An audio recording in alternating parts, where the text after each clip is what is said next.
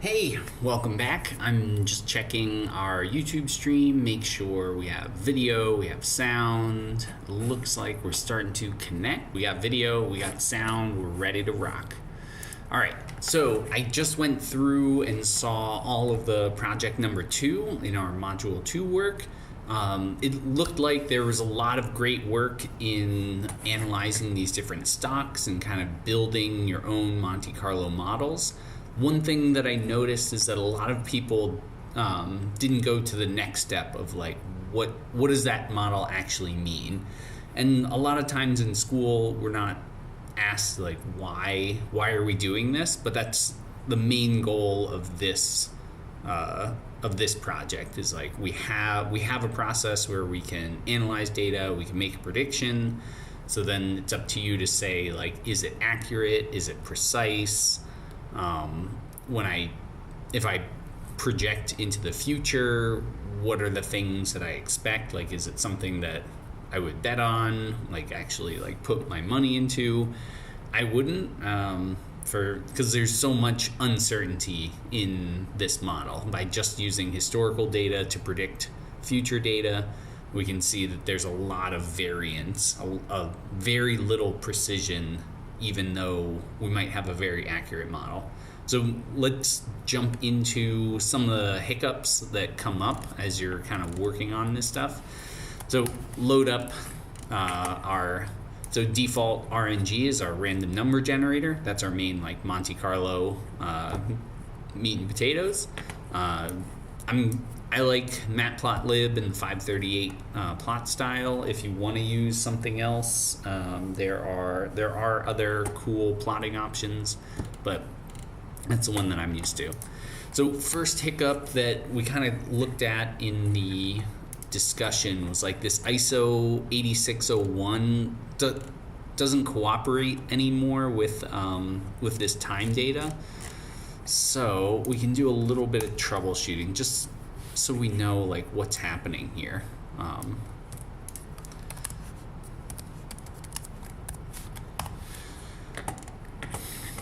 So if I look at the head of this stuff, this is the date and time of each. So this is like WLTW, that was the opening price, the closing price, the low, the high, and the volume of trades.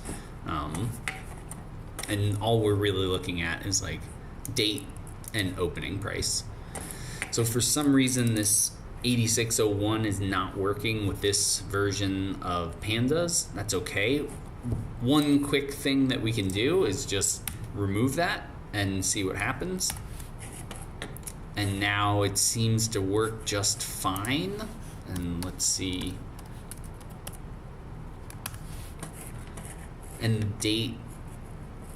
So these are date parameters now. So when I look at like what is this column of data, that column of data is a date, and it's a date time with a 64-bit nanosecond precision. Date and time is kind of weird.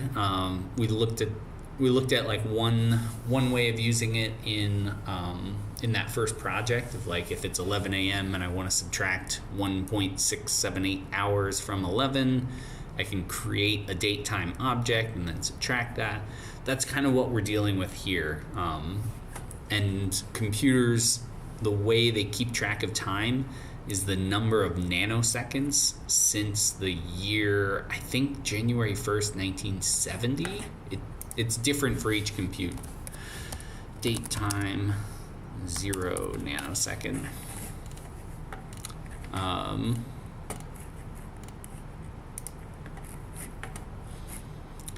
Yeah, so these like 64-bit time values are nanoseconds, which is kind of a weird way to keep track of time. But the nice part is that every point in time only has one value, which is weird because like on January 4th in different parts of the world, 4 p.m. happens at different points in time. But anyway, so dates and times are weird. The computer deals with that by assigning a nanosecond to every date and time. And to us, it doesn't really matter. Like, it still presents it as a 2016 January 5th format anyway. But the main thing is we have to remember, like, that's not what the computer is seeing. The computer is presenting it to us in a nice way, but really this is in some number. It's some integer. Okay, some 64-bit integer. All right, so that was the first kind of hiccup that we saw.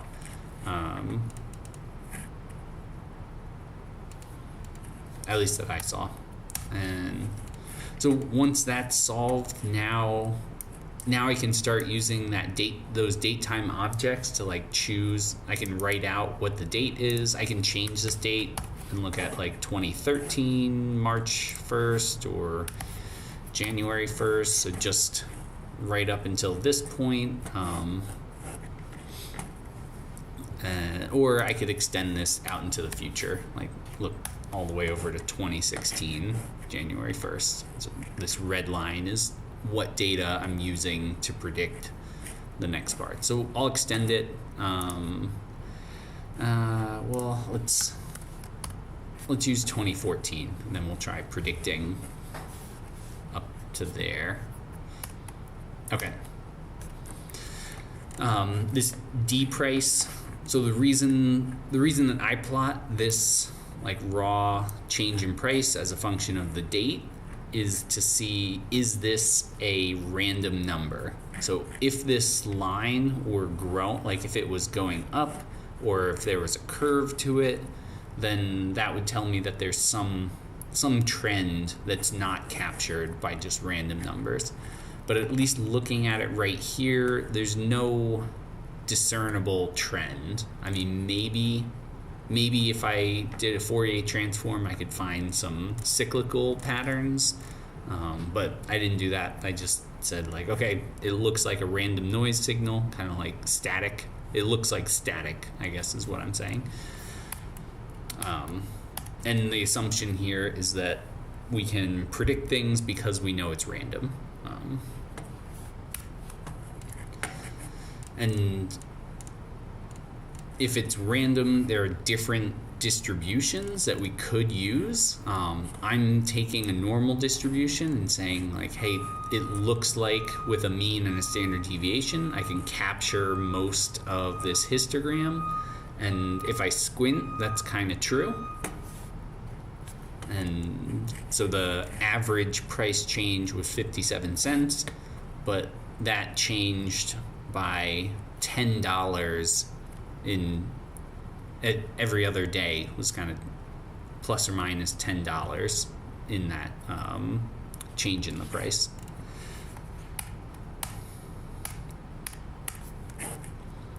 So then I can, since I have like a distribution that I think captures this actual blue data, then I can recreate that distribution. I can recreate like kind of snapshots of that distribution.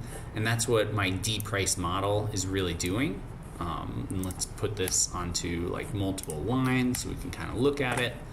I'm creating N model, so I'm creating 100 different Google prices from 2010 to 2014, and I'm going to have them be an average price of 56.8 cents, and I want them to change by $9.84. That's what my location and scale is telling me. So this is my location, like the actual 50 cents, and then these standard deviations. Here we can see like 2 standard deviations captures 95% of the data, and then we get like 99% if we go if we go 3 standard deviations away. So that's kind of building up like what this model is, and that helps me as I'm trying to like make predictions with this model and discuss like how accurate, how precise is it. Those are the numbers that I want to talk about. Okay.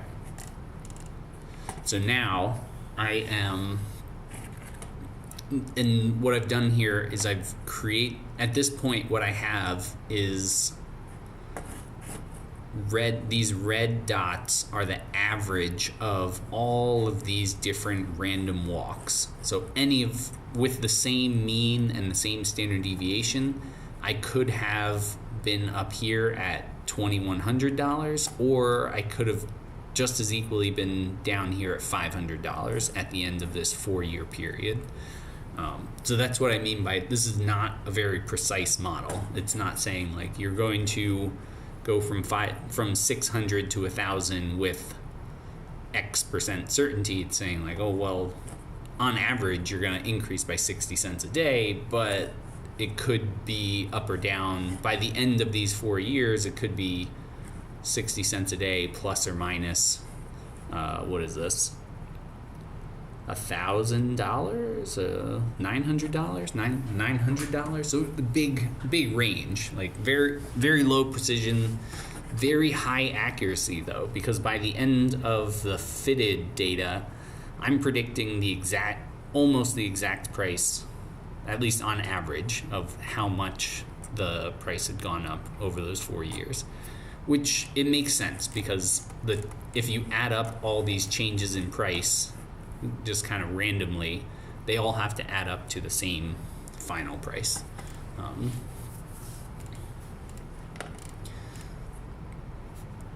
Okay. So, and I'm just looking here at Google because that's like the default kind of thing here. And there's also like this drop in the Google price has nothing to do with the random walk. This was actually some kind of restructuring of the Google like company. So that one is not going to be captured with any of this historical data. So let's go back down, and instead of creating a D-price model that is this Google pre-2014 data, I can make this as big or as small as I want. So let's use the entire Google data set, and it'll change some of these things. So it won't change this because all I really did was generate more changes in price. But then here, when I go to plot this, here, let's just run it and we'll fix the error. So it tells me that this 1006 and this 1762 don't match, and that makes sense. I changed the length of my model, so I need to use this one. I need to change that to this, and now I can see that it extended my model all the way out here to 2017 because that's all the data that I have. This is a process called like training and testing. So I trained my model just on this black curve, then I'm testing my model on the rest of this Google data. So this is, we'll leave that one as black, and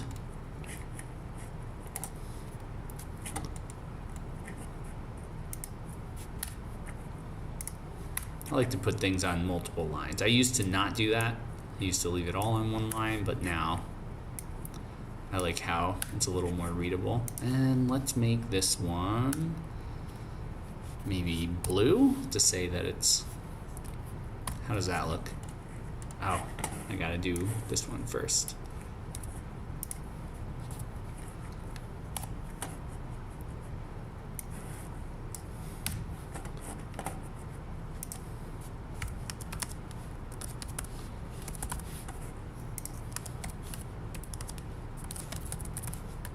So it doesn't cover up. So here's my training and testing, and let's add a legend. So here's my training data, here's my testing data, and I can see already, like, based on this data, everything, it was all going up and up and up. And this would help if I change this one and change this one.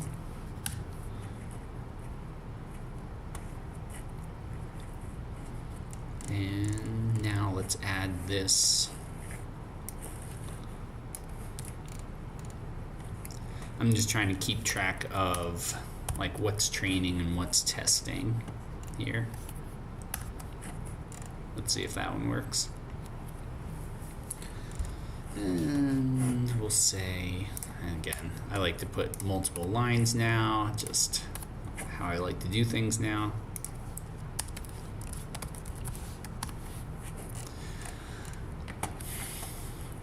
So in my training,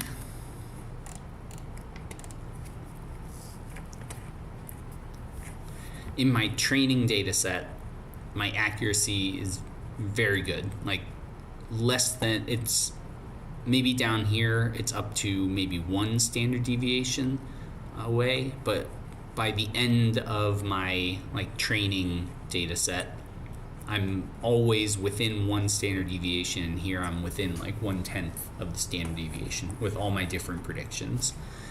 As I continue on from here, like for the next kind of 4 or 5 months, I'm also within 1 standard deviation of this price.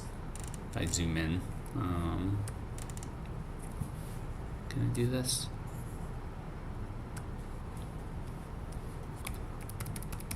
Yeah, like that. So right here, call it $1,200, and I'm predicting $1,200. Oh no, I gotta zoom out. How do I get out of here?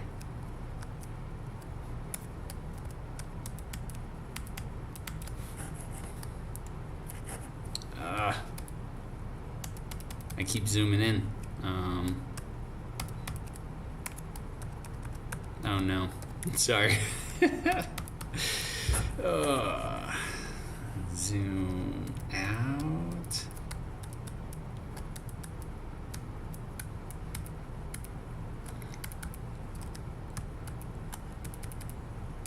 I keep zooming in further.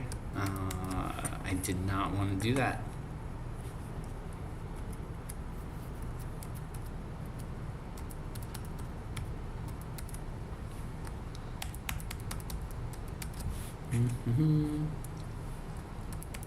Sorry about this.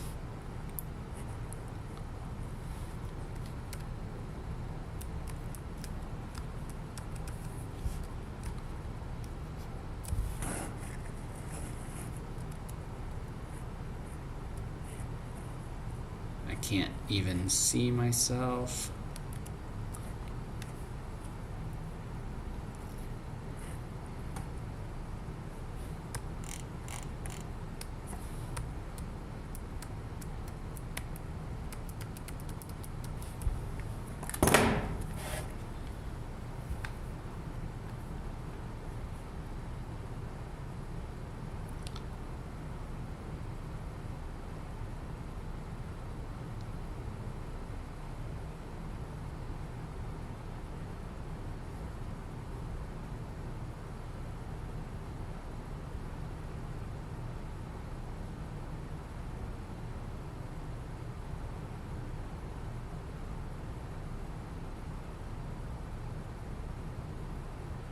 Trying to find the zoom out button.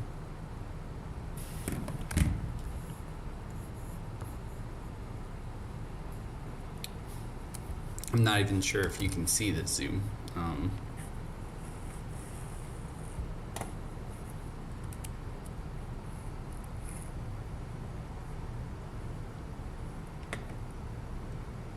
Is there pause? Stop streaming, start studio settings. Sorry about this.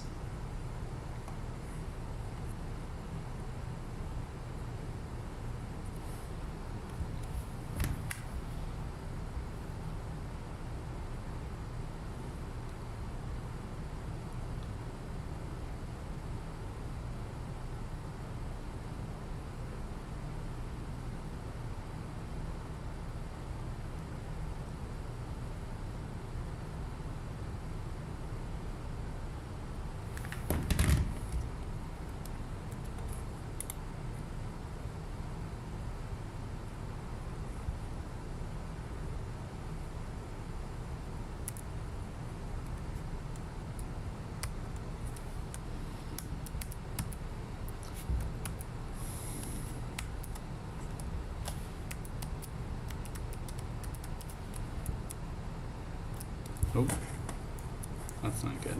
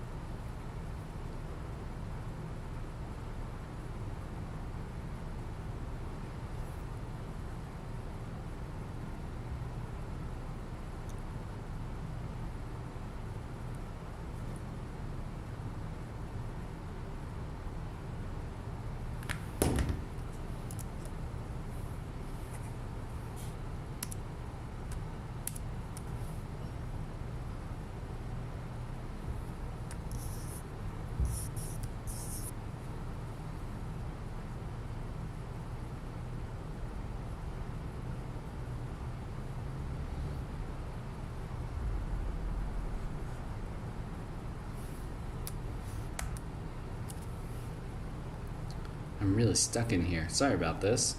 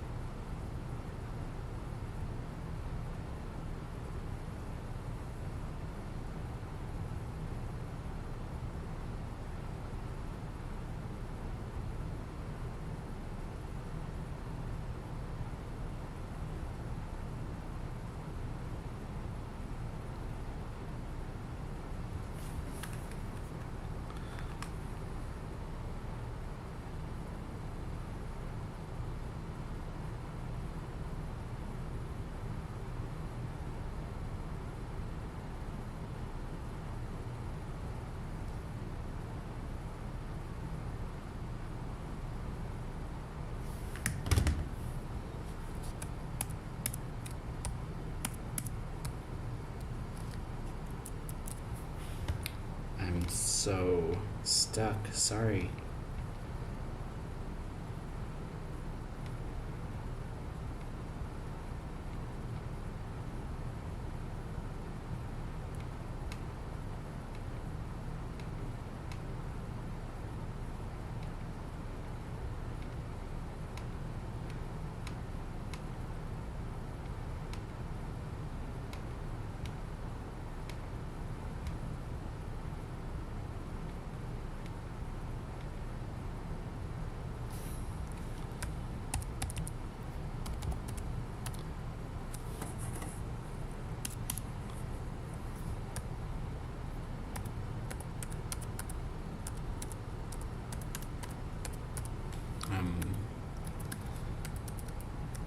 I swear.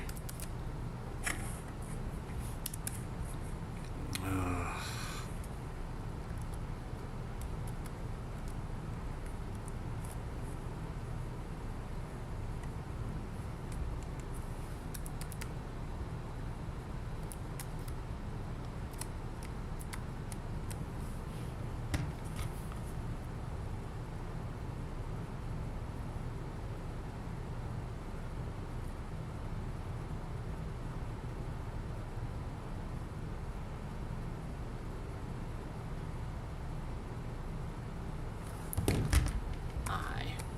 No?